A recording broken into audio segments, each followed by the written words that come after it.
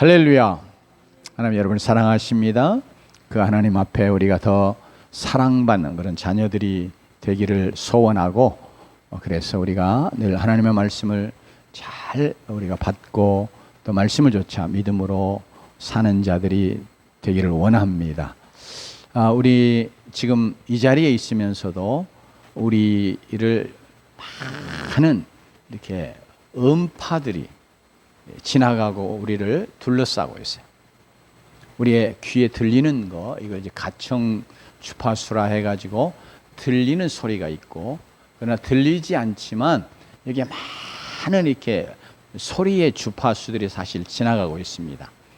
이제 기계로 특별히 정밀한 기계에 의해서 그런 것들을 이렇게 또 잡을 수 있고 측정도 할 수 있는데, 아무튼 우리의 귀는 하나님이 우리는 꼭 들을 수 있는 그런 주파수 내에 있는 소리만 듣게 만들어 주셨어요.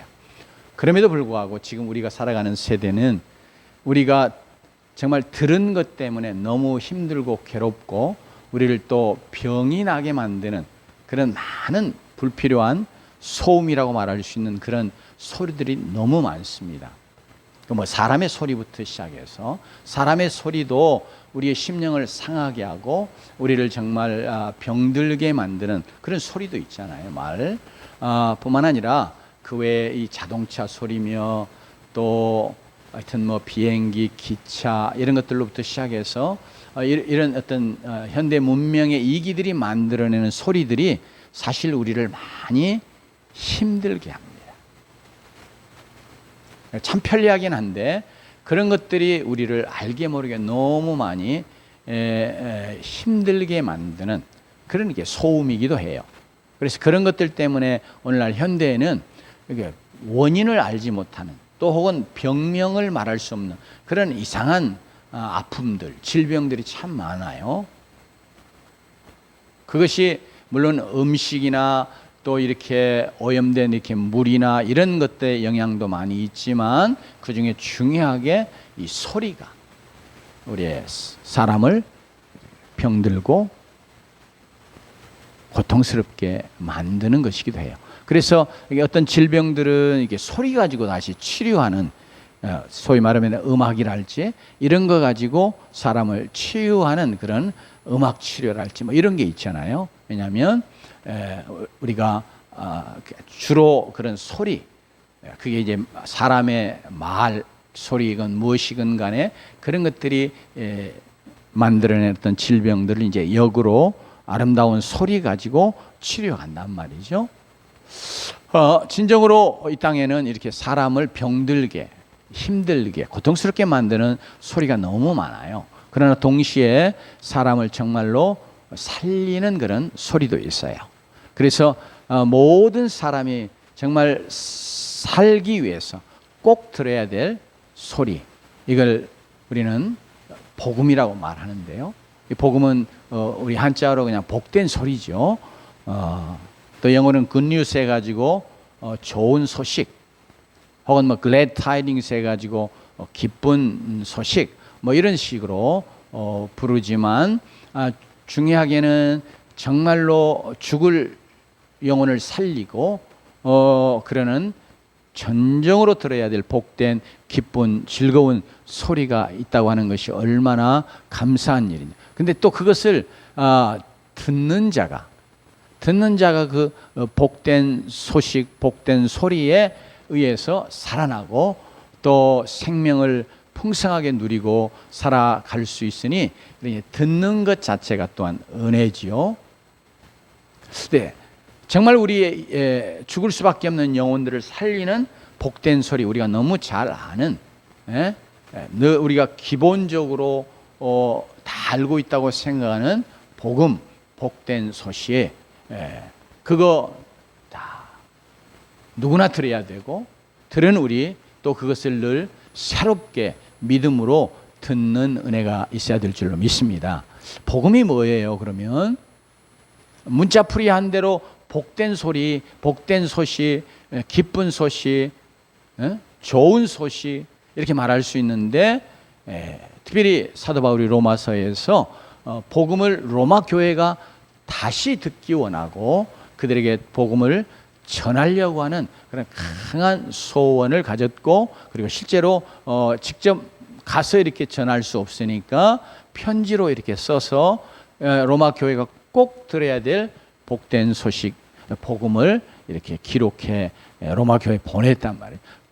그래서 우리는 정말 우리가 들어야 될, 교회가 들어야 될, 이게 교회에 보낸 거잖아요. 그러니까 안 믿는 사람도 물론 들어야 되지만, 왜냐하면 들어서 구원받아 교회에 편입되는, 교회에 속하게 되는 그런 은혜를 덧입기 위해서 세상에 있는 믿지 아니하는 자들도 꼭 들어야 되지만, 동시에 이 복음이 안 믿는 자를 위해서 기록된 게 아니고 누구를 위해요?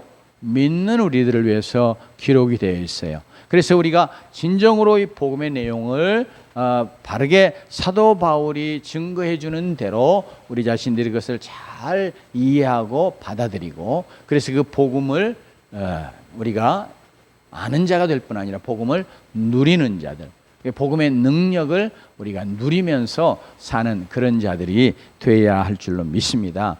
복음의 핵심은 다른 거 아주 간단했죠. 특별히 뭐예요? 정말 하나님이 죄로 인해서 멸망할 그런 인류 죄인들을 너무 사랑하셔서 하나님이 친히 그 영광의 하늘 보좌 내려놓으시고 사람의 몸을 입고 이 땅에 오셨다는 거예요.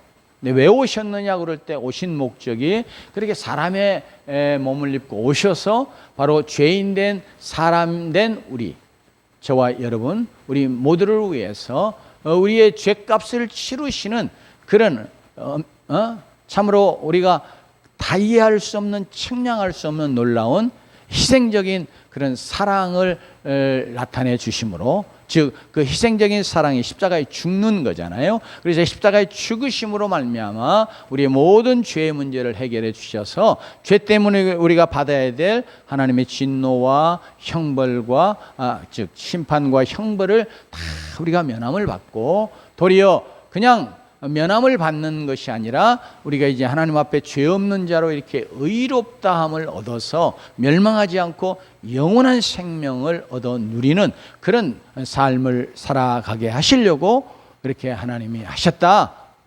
이게 바로 우리 모두가 다 들어야 될 소식이고, 이미 우리 들었던 소식이고, 그러면서도 우리가 다시 늘 새롭게 듣고, 정말 하나님이 나를 사랑하셨다고 하는 그 사랑을 우리는 더욱더 깊이 깨닫고 체험하고, 그러면서 그 사랑을 인해서 우리가 정말 감격하고, 그러면서 우리도 하나님을 사랑하는 그런 사랑으로 우리도 나아가면 얼마나 우리의 생이 부유하겠어요. 얼마나 풍성하겠어요. 얼마나 복되겠어요. 인생에 가장 좋은 게 뭐예요? 사랑하고 사랑받는 거잖아요. 그런데 정말로 우리가 사랑받아야 할 하나님에게서 사랑을 받는다. 진노와 형벌 받아야 할 마땅한 자임에도 불구하고 용서받으며 사랑받는 그런 하나님의 자녀로 살아가는 거, 이게 얼마나 감격스럽고 복된 것이요. 그런 사랑을 덧입은 우리가 이제는 그렇게 나를 사랑해 주신 하나님을 사랑하면서, 그래서 정말 하나님이 더 사랑해 줄 수 있는 그런 하나님의 자녀로서 살아가는 삶, 이거 참 값진 삶이고 복된 삶인 줄로 믿습니다. 그래서 오늘 우리가 지금 계속해서 로마서를 살펴보고 있는데요.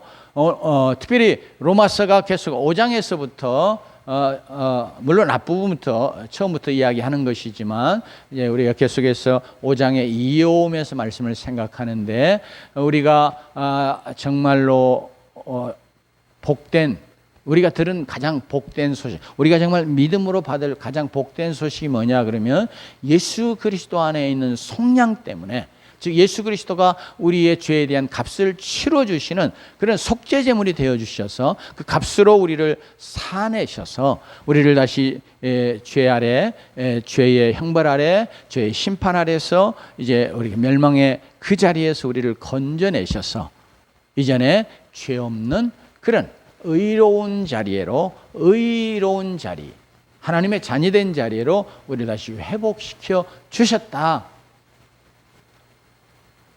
그게 바로 로마서 5장 첫 번째 시작 내용이거든요. 믿음으로 말미암아 우리가 의롭다 하심을 얻었나니, 그러면서 이게 믿음으로 의롭다 하시는 것이 복음의 핵심이죠. 뿐만 아니라 이게 바로 믿음의 가장 중요한 진리 중에 하나예요.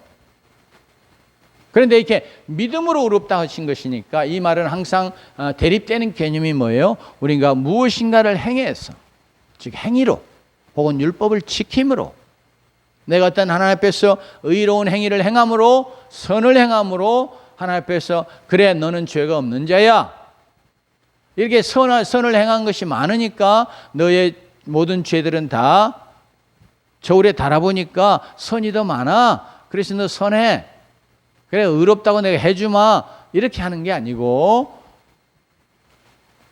우리가 그렇게 할 수 있는 능력 자체가 없기 때문에 도리어 우리가 행하는 것은 죄밖에 없단 말이에요. 죄인들이 자꾸 생산해내는 건 죄밖에 없잖아요. 우리가 인간이 행하는 선이라 할지라도 그것도 결국 하나님 앞에서 보면 그게 가장 교만한, 의로 포장된 가장 교만한 것일 수 있어요. 하나님이 말하는 선이 아니라 내가 내 영광을 드러내고 내가 이런 사람이야 하고 나를 드러내는 그런 어떤 의의, 그런 점에서 그 성경은 그런 것을 외식이라고 그러는데, 외식적인 의를 행하는 거거든요. 사실은 모든 인생은. 그러니까 아무리 선이라고 말하는 것이라 할지라도, 물론 상대적인 선일 수는 있으나 그건 하나님 앞에서의 절대적인 선은 없단 말이에요. 우리나라에 저기 롯데 빌딩인가요? 이게 거기 가면 정말로 이렇게 고개를 뒤로 확 젖혀도 그 꼭대기가 잘 안 보일 만큼 높아요. 그죠? 제일 높은 건물이 아마 지금 우리나라에는 그 건물로 알고 있는데, 이전에 여의도 63 빌딩이 있을 때도 보면 막 얼마나 높은, 그 시골에서들 많이 버스 대절해가지고 한 번씩 보러 왔어요. 그죠? 혹시 그런 경험 있는지 모르겠어요. 시골에 살아계셨던 분들 중에. 그건 높았어요. 근데 지금은 주변에 더 높은 건물이 커져가지고 작게 보이죠. 근데 땅에서 봤을 때는 그래도 여전히 높은데, 우리가 비행기를 타고 하늘에서 이렇게 내려다보면 성냥갑 이렇게 세워놓는 거하고 비슷해요. 도토리 키재기. 아무리 이 땅에 높은 건물이어도 우리가 비행기 타고 1만 미터 상공으로 올라가서 내려다보면 정말 성냥갑 이렇게 쌓아놓은 것 같은, 진짜 낮아요. 그러니 하나님의 저 높은 거룩, 의의 관점에서 내려다보면 인간들의 의라고 하는 게 마치, 물론 오염된 건 차치하고라도 그렇게 하나님의 그 의에 이르러갈 수 있는 의는 아무것도 없는 거예요. 그러니까 우리가 이게 믿음으로, 우리의 힘으로, 우리의 능력으로, 우리의 의로 하나님 앞에 우리가 구원 얻을 수 없기 때문에 하나님이 우리를 위한 구원을 독생하신 아들 그의 속량으로 다 이루시고, 그래서 그것을 하나님이 정말 나를 이렇게 사랑하시고 이렇게 놀라운 구원을 이루어 주셨구나 하고 그걸 감사하며 이렇게 믿음으로 받음으로, 그래서 하나님이 그 믿음을 의로 여겨주시고, 그래서 하나님 앞에 의롭다 이렇게 선언해 주시면 우리가 법적으로 하나님 앞에 의로운 자가 되게 해 주시는 거, 이게 구원이란 말이죠. 이게 칭이라고 말하는데 믿음으로 의롭다함을 얻는 거. 그래서 이게 우리의 구원의 출발과 같아요. 그래서 이것으로 말미암아 이렇게 믿음으로 의롭다함을 얻으면서 그 다음에 우리가 하나님과 화평한 관계를 누리게 되고, 그러면서 계속해서 로마서 5장이 이야기해 오는데, 그런데 이렇게 이 복된 복음을 듣고 정말 나 같은 죄인이 어찌하여 하나님의 사랑을 받아서, 정말 어찌하여 하나님의 아들 독생자가 나를 대신해 십자가에 죽으셔서 내가 그걸 믿기만 하면 내 죄가 다 용서받고 하나님 앞에 의롭다함을 얻는가. 너무 이렇게 감사하고 감격스럽고, 그래서 그런 놀라운 사랑을 베푸신 하나님, 그래서 이제 하나님의 자녀를 삼아주시고 하나님의 그 생명을 내게 주셔서 이제 그 생명으로 살게 하셨으니 내가 어떻게 하면 정말 하나님이 기뻐하시는 그런 삶을 살아갈까, 어떻게 하면 하나님이 기뻐하시는 생이 될까, 그러면서 하나님이 원하시는 그런 일을 위해서 열심을 내고, 그러면서 정말 하나님의 더 사랑받는 자녀가 되기를 힘써 나가는 그런 삶을 사는 은혜를 누리는 자도 있지만, 똑같은 소리여도 이 주파수가 조금 틀리면 이게 뭐 잡음이 나오고 그런 거예요. 옛날에, 지금이야 이제 TV 그런 거 없지만 옛날에 그 흑백 TV 처음 나왔을 때 시골에서 혹시 TV 보신 적 있는가 몰라요. 한참 보다 보면 막 찌익 하면서 갑자기 막 번개치는 것처럼 뭐 이렇게 가고 소리가 흐려지고, 그럼 또 얼른 가서 안테나 막 이렇게 맞춰보고, 그러다가 이제 다시 화면이 제대로 나오면 막 그냥 박수치고, 마을에 TV 한 대 있을 그런 시절이 있었잖아요. 그럼 막 그 집에 모여가지고 TV 좀 본다고 얼굴 들이밀고 막 이제 이래. 여러분, 근데 그 제대로 나와야 될 소리, 제대로 이렇게 모습을 갖는 그런 것에 자꾸 이렇게 잡음이 들어가고, 이게 좀 잘 주파수가 안 맞아가지고 소음이 생기고 그러는 것처럼, 이런 복된 복음, 정말 이 좋은 기쁜 소식, 그거 사단이 제일 싫어하는 거잖아요. 다시 말하면 그건 곧 사단이 그냥 머리를 깨뜨림 당하고 예수 그리스도의 십자가로 완전히 정복된, 패배한 그런 소식이기 때문에 사단이 제일 싫어요. 그래서 사단은 그 복음이 아니게 또 복음을 잘 조금 틀어놓아요. 그러면 복음 같은데 복음이 아닌, 그러면서 이게 마지막에는 잘못 가게 만드는 이런 진리를 좀 틀어지게 왜곡되게 하는 그런 일들을 늘 교회 안에 행해와. 로마 교회도 그런 거예요. 정말로 믿음으로 의롭다 하심을 얻어요.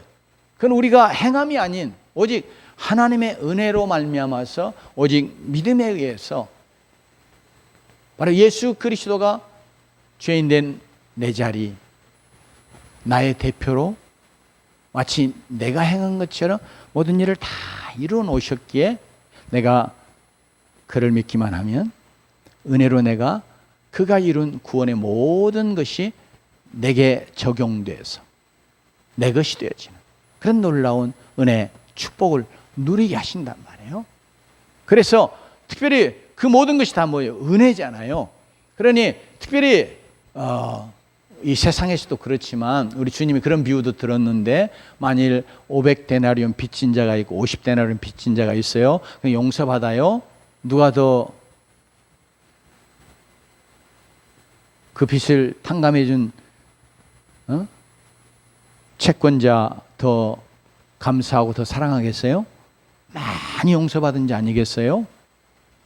그래서 사도 바울이 조금 다른 측면에서이지만, 이게 하나님의 은혜로 우리가 구원받는 거기 때문에 결국 죄를 많이 지은 자, 죄가 많은 자일수록 이게 하나님의 은혜로 구원받고 나면 너무너무 그 은혜가 크고 감사하지 않겠어요? 그죠? 죄가 뭐 있어? 이렇게 생각하는 사람에 비해서 자기가 정말 죄인이요, 나는 죄가 많은 사람이요, 나는 정말 큰 죄가 있는 자예요.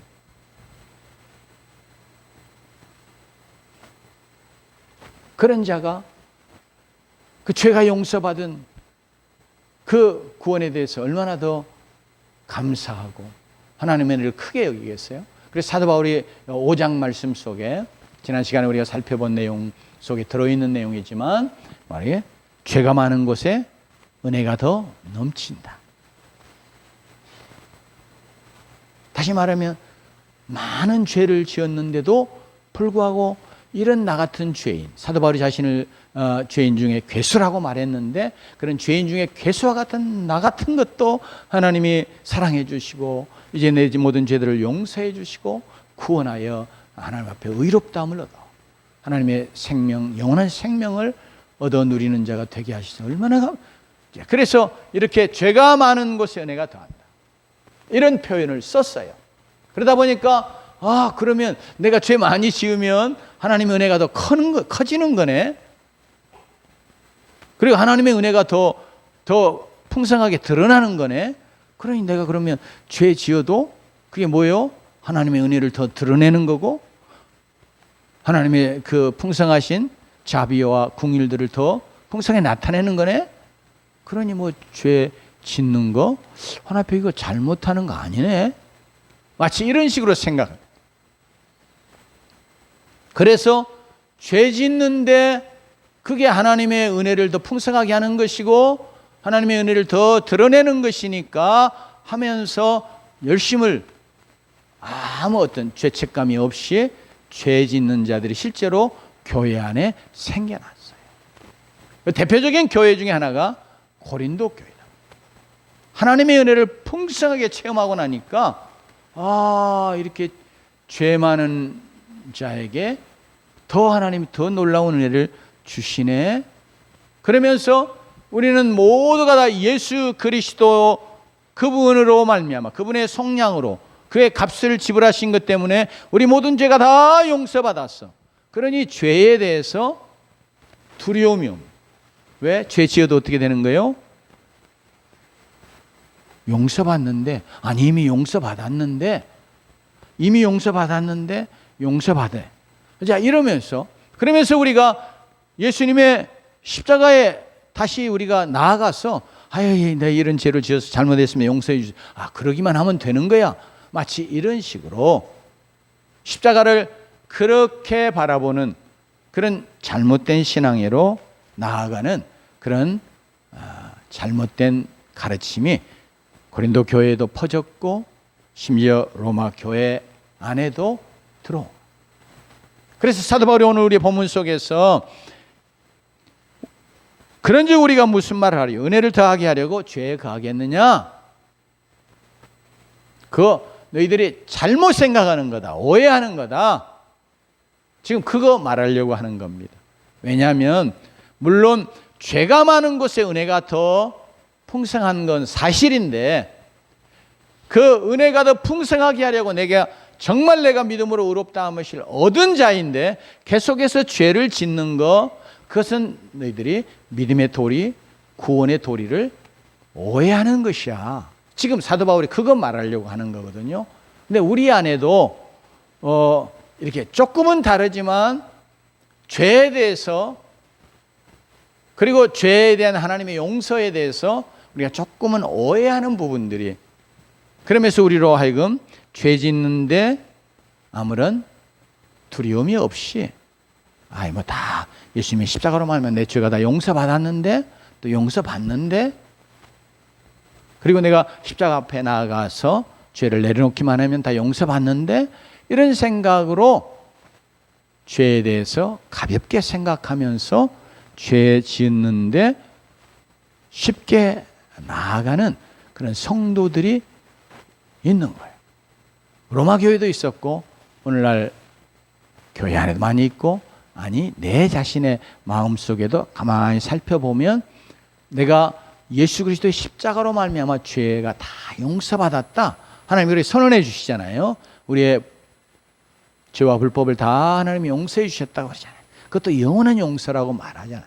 그러니까 이 죄에 대해서 죄가 용서받았는데 또 용서받을 것인데, 그러니까 앞으로 지은 죄도 용서받을 것인데, 그러니 앞으로 지을 죄, 그걸 내가 죄를 짓는 데 있어서 두려움을 갖지 않게 만드는 영적으로 잘못된 믿음을 갖는 그런 모습이 사실 우리 안에도 있어요. 그래서 오늘 그런 부분들을 우리가 살펴보면서 사도 바울은 뭐라고 말하느냐? 여러분, 은혜를 더하게 하려고 죄에 거하겠느냐? 그럴 수 없다. 왜 그럴 수 없다고 말하냐? 그러면 죄에 대해서 우리가 죽었기 때문이라고 말합니다. 여러분, 우리는 십자가가 우리의 모든 죄를 다 씻어내고 우리의 죄를 용서하는 능력인 줄로 믿습니다. 그렇게 우리가 분명하게 믿어야 돼요. 그런데 동시에 여러분요, 십자가는 우리의 죄값을 치르시는 속죄의 제물로 예수 그리스도가 죽으신 죽음이란 말이에요. 죄값을 치르신 죽음이에요. 그러니까 우리의 죄가 용서받아요. 그러나 사도 바울이 동시에 이제 5장에서 대표의 원리를 이야기해서 그 예수 그리스도가 이루신 것이 왜 내게 구원이 되냐? 왜요? 예수 그리스도가 나의 대표, 즉 새 언약의 대표, 예수 그리스도의 피로 말미암아 세워지는, 믿음으로 세워지는 새 언약의 대표 되셨기 때문에 내가 그가 대표하는 그런 자로 그가 이루신 모든 것이 내게 이루어지는 것이고 나를 위하여 이루신 것이 되는, 이것 때문에 우리가 우리 구원의 중요한 원리가 뭐냐면 대표의 원리예요. 이번에 한미 회담이, 실무회담이 있었다고 그러죠.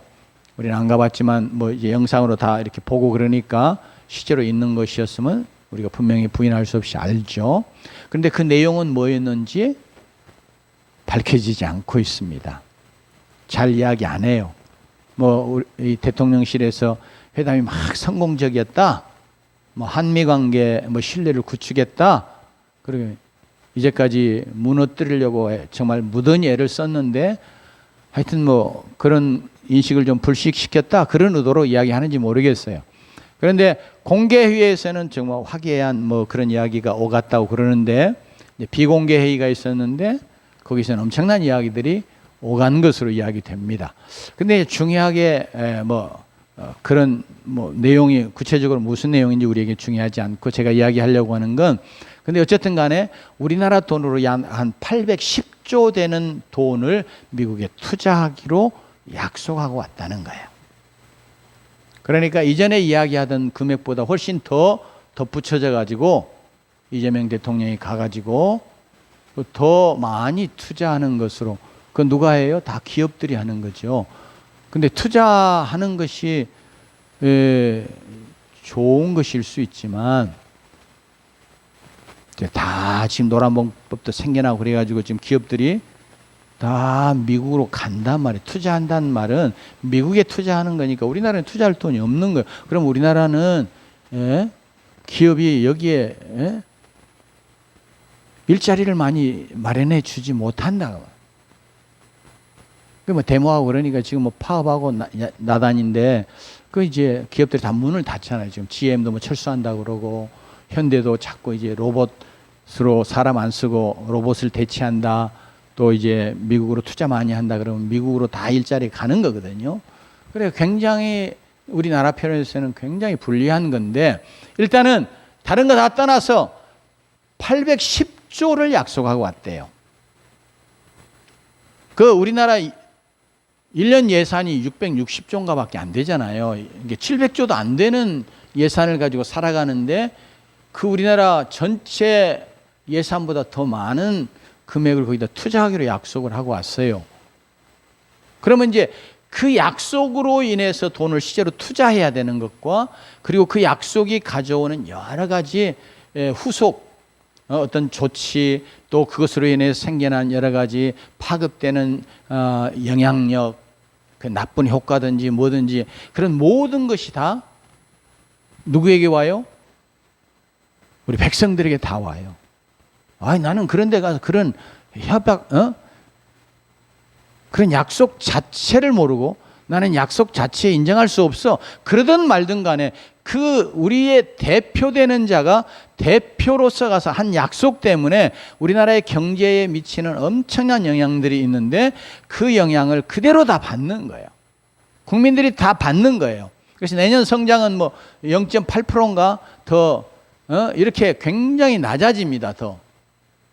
그렇게 우리나라에서도 그렇게 경제 성장률을 내다보고 있고, 이제 외국의 유명한 그런 기관에서도 그렇게 예상을 한단 말이죠. 왜 그래요? 그건 대표가 가서 맺은 협약, 약속 때문에. 물론 합의문도 없다고 그래요. 그러니까 완성된 건 아니에요. 다 코에 끼어가지고 다 이제 나중 가면 또 어떤 덤태기를 쓸지 모르지만 일단은 겉으로 드러난 그런 약속 내용만 봐도 여러분 그 영향이 우리 국민 모두에게 나라 전체에 미쳐오는 거예요. 이게 이 땅에도 존재하는 대표의 원리인 거예요. 우리 구원에 있어서 왜 예수 그리스도의 죽음이 내게 구원이 되느냐?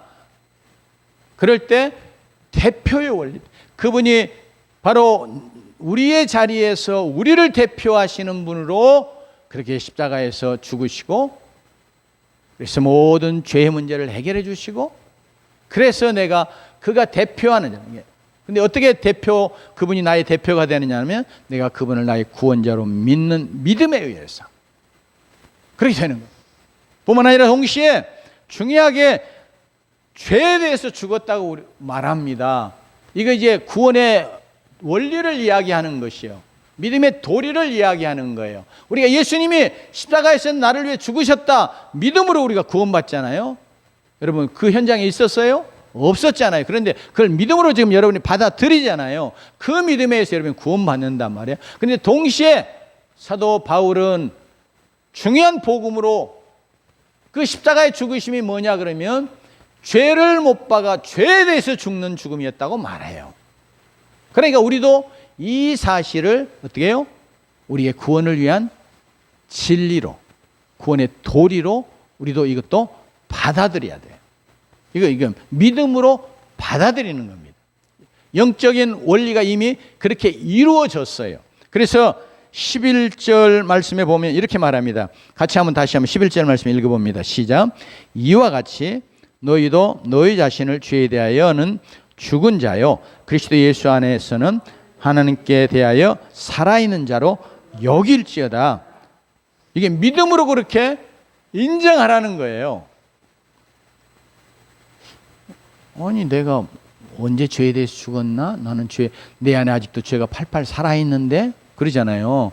그래서 자꾸 내가 죄를 짓는데, 그런데 오늘 말씀은 우리는 예수 그리스도의 십자가를 믿을 때, 예수 그리스도를 나의 구원자로 믿을 때, 그가 나를 대표해서 십자가에서 나를 위한 대속의 제물로 죽으실 때, 그리고 그가 다시 죽음에서 부활하여 살아나실 때 그의 십자가와 부활이 우리의 구원의 위대한 능력이잖아요. 그런데 그것을 내가 믿는다면, 예수님이 십자가에 죽으셨다, 그리고 예수님이 부활하셨다, 우리가 믿습니다. 초의 의심 하나 없이 우리가 다 믿습니다. 믿는 자들이 돼야 되겠습니다. 그런데 나를 위해 죽으셨다고 하는, 나의 죄값을 치르시는 자로 죽었다고 하는 것뿐 아니라 예수님이 나의 죄를 십자가에 못 박으면서 죄에 대해서 죽었다 하는 것도 우리가 믿음으로 받아들이는 자들이 되십시다. 그래서 내가 정말로 예수 그리스도의 십자가를 믿으면 영적인 원리가 뭐예요?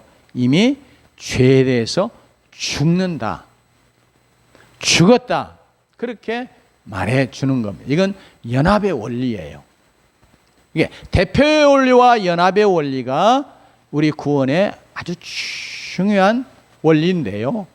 5장에서는 대표의 원리를 좀 자세하게 설명했고, 오늘 말씀은 이제 3절 말씀 같이 한번 볼까요? 5절 말씀, 죄송해요. 5절 말씀 같이 봅니다. 시작. 만일 우리가 그의 죽으신 것 같은 모양으로 연합한 자가 되었으면 또한 그의 부활과 같은 모양으로 연합한 자도 되리라.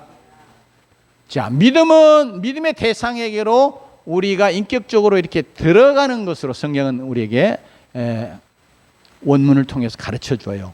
그러니까 내가 예수를 믿는다고 하는 말은 예수 그리스도에게 인격적으로 내가 어떻게 들어가는 것이고, 그 말을 오늘 있는 용어를 사용하면 연합하는 거예요. 예수 그리스도와 연합하는 거. 그렇기 때문에 보세요. 이제 어떤 나를 두고 내 밖에서 이게 오면서 나와 하나가 되는 어떤 그런 존재가 있다고 해보세요. 그러면 내가 움직이면 누가 움직이는 거예요? 밖에 있다가 들어와 나하고 연합한 자가 움직이는 거죠. 이렇게 가도 마찬가지고 같이 움직이는 것 같아요. 그래, 이 영적인 구원의 원리를 하나님이 대표와 이 연합의 원리에 사신 거예요. 그러니까 십자가에서 예수 그리스도가 우리의 죄를 위하여 죄값을 치르는 대속의 제물로 죽으신 죽으심일 뿐 아니라 그는 죄를 못 박아 죄에 대해서 죽는 죽음이기도 한 거예요. 그래서 우리가 예수 그리스도를 믿으면, 즉 예수 그리스도의 십자가를 믿으면, 예수 그리스도의 십자가의 죽으심을 믿으면 우리도 뭐예요? 죄에 대해서 죽는 자가 된 것입니다. 아멘. 원리적으로 그렇게 된 거예요. 그래서 11절은 너희가 예수 그리스도의 죽은 자로, 그리고 또 하나님께 대해 산 자로 여길 때, 왜냐하면 연합하는 자 되니까 예수님이 십자가에 죽었어요. 죽음으로 끝나버렸으면 다 끝나는 건데 다시 그가 부활하셨다. 그럼 우리도 다시 뭐예요? 예수 그리스도와 함께 살아난 자가 된 거예요. 그러니까 이게 중요한 영적인 원리입니다. 그래서 우리가 왜 죄에 거할 수 없느냐? 이 죄에 거한다는 말은 지난주에 말씀드린 것처럼 계속해서 죄 가운데 머물러 있는 거, 죄에 매여서 죄의 종노릇하며 사는 거예요. 우리가 연약하기 때문에 어쩌다가 넘어져 범죄하는 거 말하는 거 말고요, 그냥 죄를 내가 대적하고 죄와 싸워야 되는데 이미 죽었는데 다시 계속해서 우리 안에 옛 본성이 있기 때문에 자꾸 옛사람의 그 본성이, 즉 죄의 법이 우리 안에 자꾸 역사하려고 그래요.